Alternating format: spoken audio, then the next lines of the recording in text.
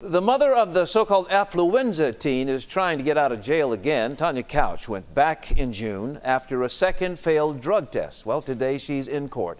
News 8's Kevin Reese is there live. So, Kevin, will she get her freedom?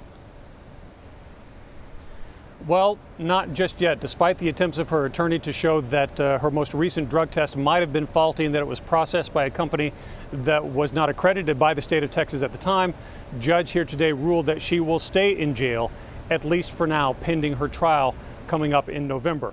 She has failed 2 drug tests since her arrest in 2015 for hindering prosecution and money laundering for escaping with her son Ethan Couch to Mexico. The infamous affluenza teen pleaded guilty to intoxication manslaughter for the drunk driving deaths of 4 people and was given just 10 years probation and rehab.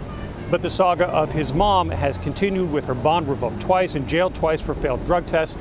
In June, just 3 weeks after her first release from a previous bond violation, she failed a court-ordered urinalysis testing positive for methamphetamine.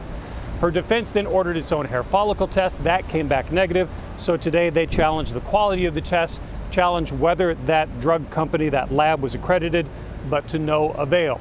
The prosecution provided their defense otherwise, and after 4 hours of testimony, and remember, this is just a bond hearing today, the judge ruled that Tanya Couch will stay in jail, at least for now. He did not completely revoke her bond. He said that somewhere down the road, if he can get assurances that she can stay clean if released, he will reconsider his decision today.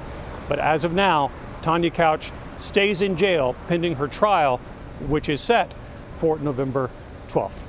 Live in downtown Fort Worth, I'm Kevin Reese, Channel 8 News.